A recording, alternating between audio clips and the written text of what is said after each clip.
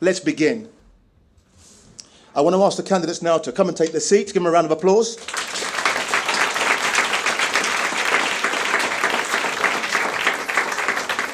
I want them to be clear that I'm in charge.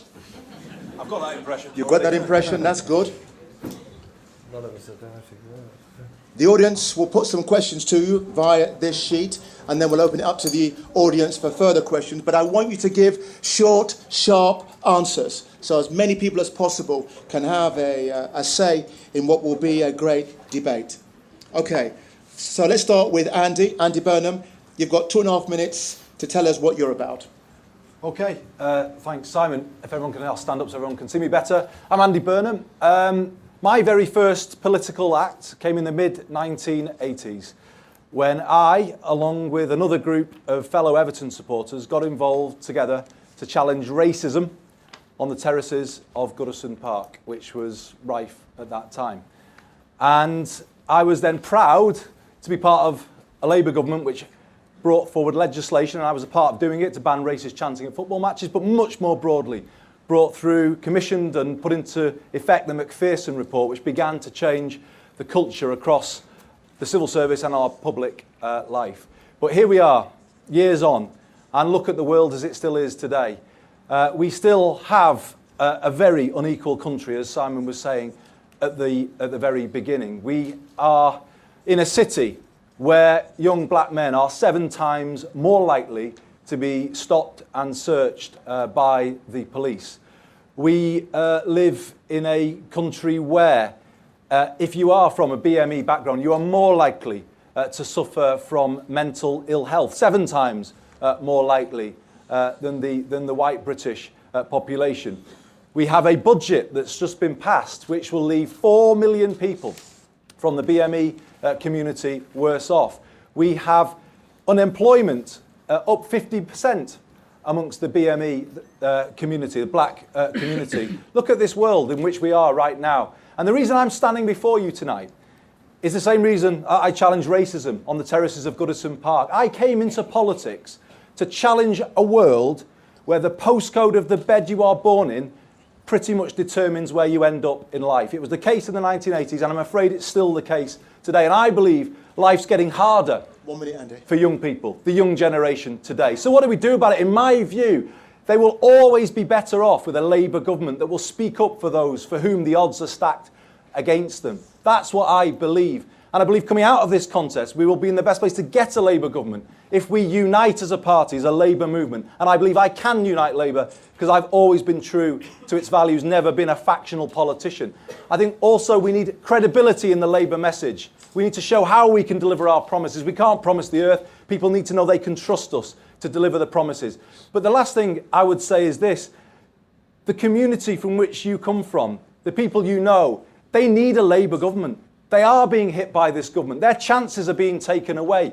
So the choice in this Labour leadership election is this. What does Labour become now? Just a party of protest, shouting from the sidelines, or a party that is going to go from here and back towards government so it can change lives and even up the odds for people in this country who still face massive disadvantages to work and obstacles to work in a building like this? A world where the connections of your parents still determine who can get the best jobs. Well, I don't want to see that. I'm standing to change it. That's why I ask for your vote as leader of the Labour Party. Thank you very much.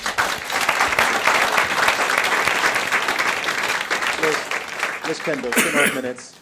Thanks very much, and what an amazing hustings. Actually, it looks like this is going to be one of the best of the leadership contests, and I'm very proud to be here, and I want to thank Patchwork and Operation Black Vote for the work that you do. I've worked with you in my own constituency to make sure our local councillors are more representative of the communities we serve, and I know the passion that you show and that you never take no for an answer, and that's absolutely right. I share your goals of a world that is free from discrimination and prejudice, and I also champion equality, and my passion for tackling inequality and discrimination started when I was growing up in Watford in the 1980s. I went to a girls' state school, and I will never forget actually the open racist abuse and discrimination some of my black and Asian friends faced, and the barriers that were put in their way.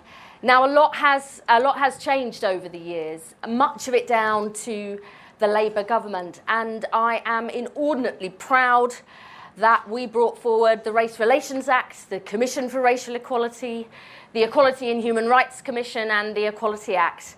And that has made a big difference. And I am very proud to be one of the 3 MPs representing Leicester, one of the most diverse cities in the country. I know the difference the Labour government has made for BME communities in my city, but I also know the difference BME communities have made for my city and this country, setting up businesses, creating jobs and wealth, trading and exporting to the world, working in our schools and NHS, our NHS that would collapse without the contribution of people from BME communities, and also supporting our local communities in our churches, gurdwaras, temples and mosques. And I have always, as a local MP, done everything I can to make sure the views and voices of the BME community in my city are heard. But we still have so far to go, and we will not rest when people from BME communities are more likely to live in poverty, are less likely to be on the living wage, are less likely to be represented in our judiciary, in our civil service, on the boards of FTSE 100 companies, in the NHS, and yes, in our politics too. My vision for the future is not simply a fairer and more equal society, it is that you take control for yourselves. Let's get power out of Whitehall and put it in your hands, because we make better decisions when you are leading changes in our public services, in our communities, in our jobs and in our skills. You tell us what you are going to do. You don't ask us, you take control for yourselves. That's the politics I believe in and what I'll put into place as Labour's next leader and Prime Minister.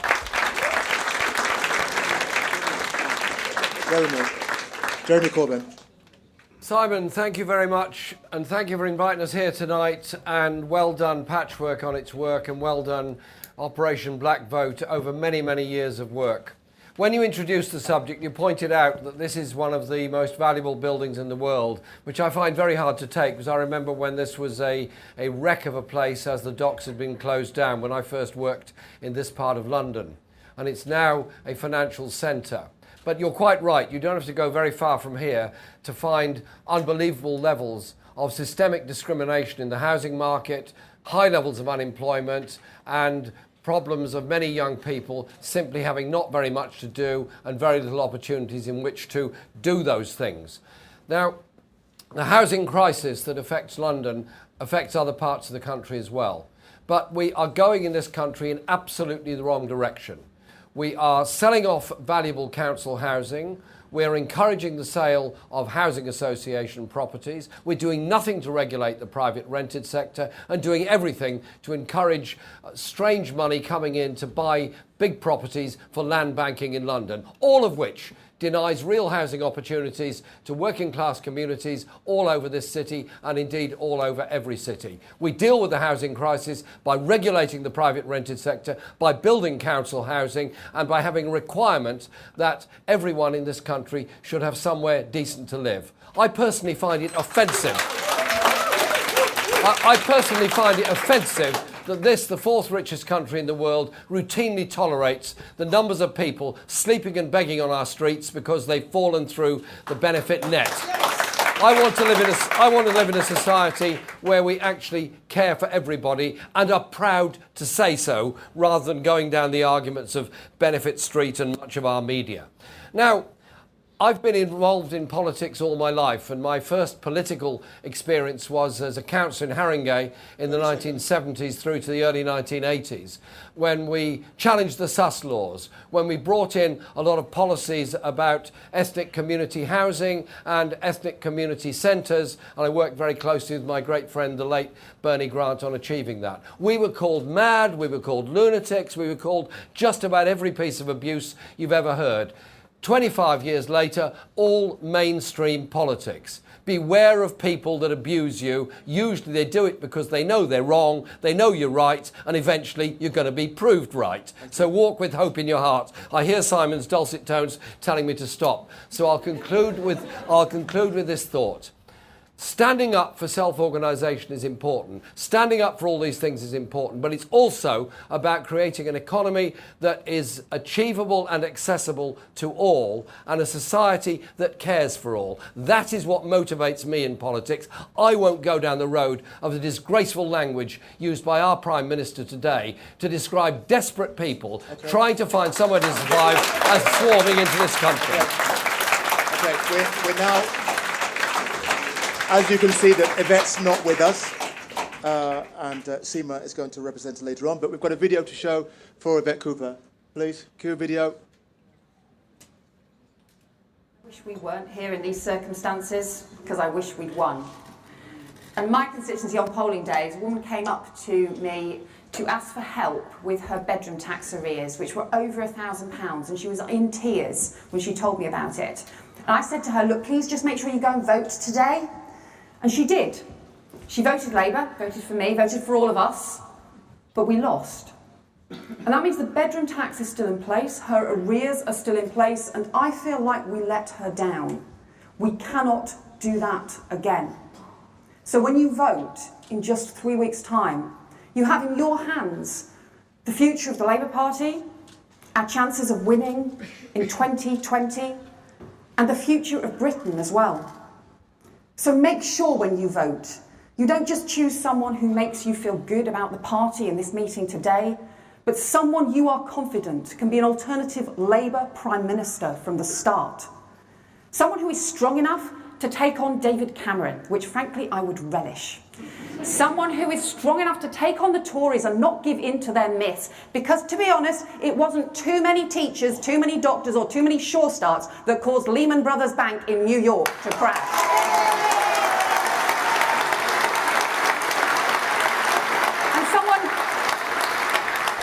Strong enough too to change our party so we can change the country, because it's no good just shouting from the sidelines or pretending we live in an ideal world or wishing the budget problems away. We've got to be serious about the challenges facing Britain, and it's no good enough to be angry at the world. We're the Labour Party. We have a responsibility to change the world. And that means championing the great high-tech jobs of the future for everybody to get a chance, more sure starts to support our families, a vision of more homes for the future of Britain, and challenging the prejudice and inequality that hold people back. I'm only here today because the Labour movement has championed women's equality for over 100 years. The Tories are turning the clock back. David Cameron has a woman problem. So let's give him an even bigger one and elect our first woman Prime Minister as well. Thank you. Okay. Thanks. Thank you, Yvette.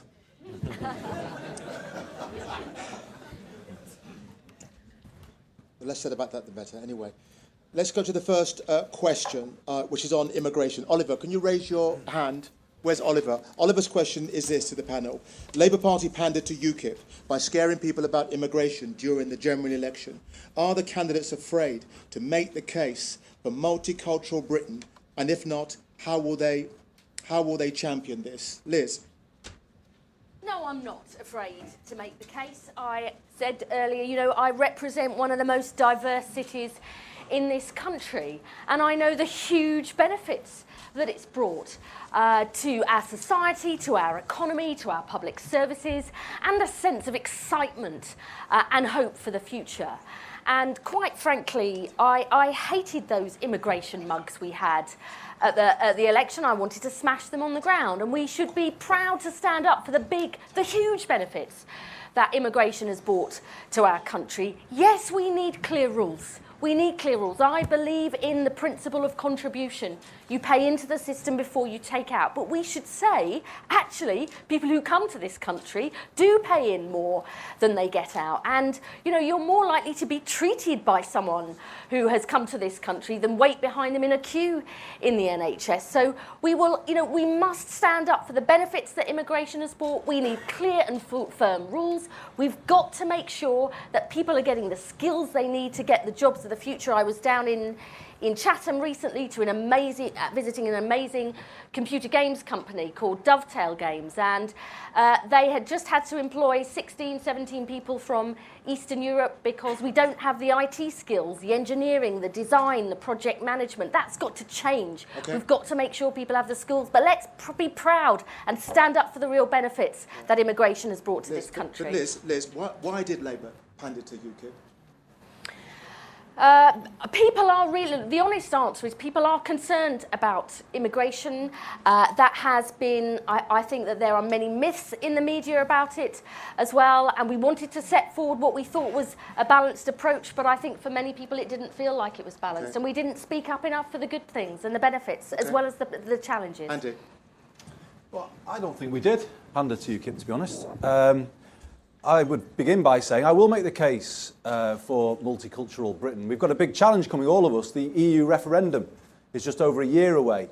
And I think there will be some who seek to make this a referendum on immigration. So we're going to have to be strong, aren't we? We're going to have to work together and get our voice over and say very clearly the people who come here to work are net contributors to our economy. They're not net takers. And we need to get that message over. And we need to say that there is not a person in this country whose family has not been treated by a clinician trained out with these shores.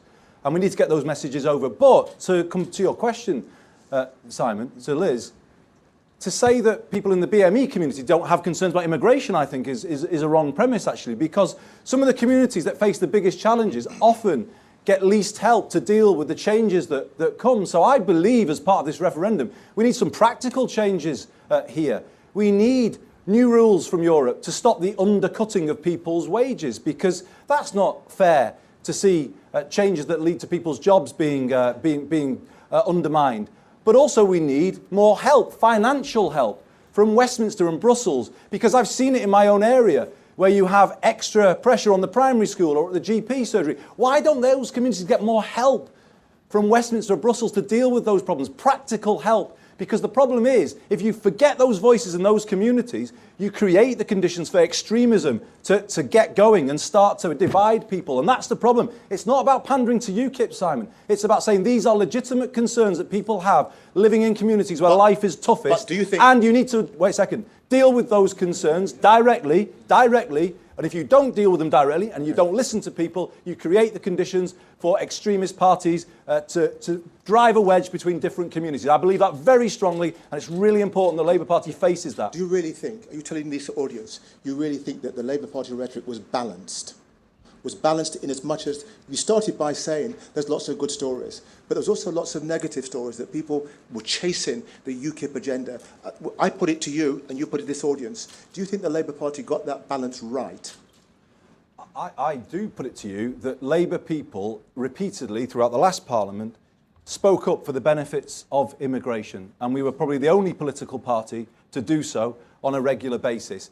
I also put it to you, though, that you have to look people in the eye on the doorstep, and when they raise concerns about immigration, because they are often very practical concerns related to their jobs, their wages, the pressure on their public services, if you ignore those concerns, you are leaving the way clear for extremist parties to flourish. Okay, Seema, will Yvette champion a multicultural nation? I think Yvette's history and her commitment to equality, to multiculturalism, to making sure that whatever your background, Britain is a place where you are equal. I think it's a record that speaks for itself. And not just that, but Yvette is incredibly proud and has spoken about the importance of diversity for Britain, for Britain's social success, for Britain's economic success. It's true. Diverse communities are contributing to our business success, our entrepreneurs. So many are coming into our new technologies, leading the way in terms of the new jobs of the future. But also we're seeing our public services that have absolutely been held together by people who have come from other countries, who are serving the people of Britain without any discrimination, serving them because it's what they love to do, it's their passion. And so what we have to say is be incredibly strong about immigration being good for Britain. Diversity is what won us the Olympics. And whilst we have that proud history of immigration and what it's contributing to Britain, we also have to say that we have to make sure that immigration and migration is managed and that it's fair. That's why we have to say that if employers are undercutting wages, then we have to stand up for that so that we have a fair system. That's why we have to say that if there have to be controls, that we deal with those. But that's why we also have to say where there are unfair parts of our system, like the Tories' changes to our visa migration for families, that we have to stand up and say that we want to see those reviewed. We shouldn't have a situation where those who are coming from outside of Europe are treated so differently from those who are coming from inside Europe. And so on all of this, Labour has to stand up for fairness. We mustn't pander to UKIP, and Yvette said that through the election, and she has said that consistently. But we should set out sensible policies, be the champions of diversity, standing true to our record on equality, and making sure that we have a fair system that people have confidence in. Thank you, Seema. Jeremy. I think that the Labour Party sadly did try to concede ground to UKIP during the election, and I think it was a terrible mistake that we did so.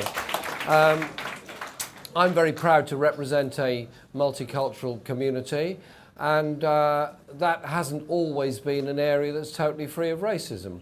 When I was first elected in the 1980s, there was an active National Front within the area. A very strong campaign changed that, and they simply are not in the area at all, and that sort of thing just doesn't apply in the area. But I think that we have to say to people, quite simply and quite bluntly, a couple of things. One, that had there not been migration to Britain since the end of the Second World War, what kind of living standards would anybody have in this country? What kind of health service would there be? Transport system, university, or anything else? We, I think, all are very well aware of that answer. We should also be aware that the way the immigration controls work at the present time can be unbelievably cruel. The income level that's required to bring a spouse in from overseas, outside of Europe, is too high. It means it is cruel that partners cannot be reunited, children cannot be reunited, and the stress that causes to them, both in this country and the rest of the family that may well be somewhere else. Also, the numbers of people who are asylum seekers that have had their cases delayed for year after year after year, who are living a marginal existence on the streets of our big cities, being supported in some cases by local authorities who have no access to public funds sections, in some cases by churches, mosques and other charities just to survive. The sheer waste of human skill and human life of leaving somebody in limbo for often a decade and more is something that is utter disgrace and something I feel very, very strongly about. What limits would you put on numbers, Jeremy? There is already a very strict limit on people migrating into Britain through the existing immigration laws from outside of Europe. In the case of Europe, there is no limit. There cannot be a limit on European migration if there is to be free movement of people. There are also 2 million British people living in other parts of Europe. Okay. Any other questions related to immigration? Very quick, sharp questions. Raise your hand. Young man, can you get a microphone to you, please?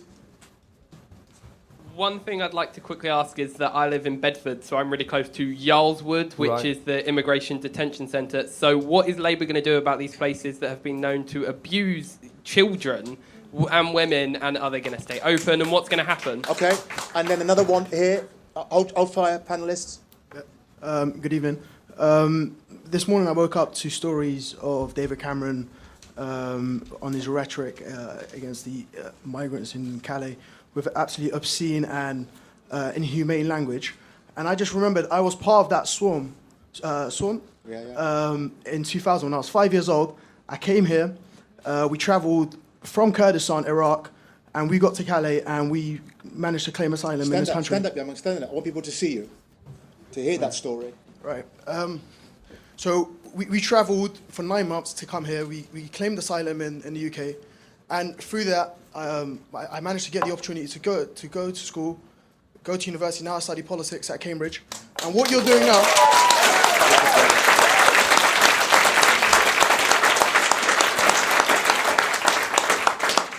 And if it wasn't for the opportunity that this country gave me, I wouldn't be here right now. And imagine, just think about all the wasted skills and the wasted human capital we're leaving behind in Calais. And I just wanted to ask you, what would you do in the case of Calais if you were a leader? Okay, so this is really 10-second, 20-second answers, please. Liz, the two questions. Yarswood and Calais. On what David Cameron said, I mean, to use that language, dehumanising language, I think is a disgrace for the Prime Minister of this country. There's been huge problems at Yarswood. There's been, you know, far too little inspection, regulation or action taken as a result, and that is unacceptable. And on Calais, I mean, the root cause of the problem here is the destabilisation of North African countries, what's happening in Libya, the Mediterranean crisis. And for that, but we should always stand up for our proud record and history as a country that has taken people who are refugees or are seeking asylum, and to welcome the huge contribution that people are making. But without a doubt, the problems in Libya are the real root cause of what's happening across the Mediterranean. When you've got a Prime Minister whose only obsession, sorry to say here, about our relationship with Europe is whether Polish workers get tax credits or not facing up to the big challenges that Europe has got, like migration, it's absolutely wrong, and we won't get the changes that we need. Okay. Seema. Calais and Yarswood. Yarswood, I know, thank you, Simon. Yarswood is awful in terms of what has been happening there, and Yvette has been very clear that we should be ending certainly the detention of asylum seekers. We have a record in this country of being generous, of being a land of opportunity and giving people a chance. And I think that we need to be very clear about what we're saying to the government on this.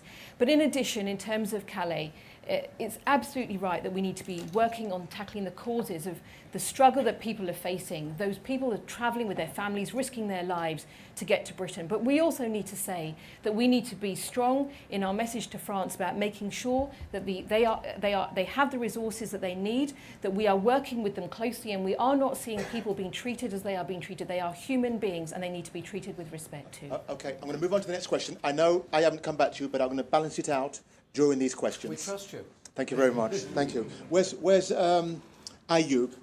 Where are you? Where are you, brother? Stand up. Give him the mic, please. He's got a question on education.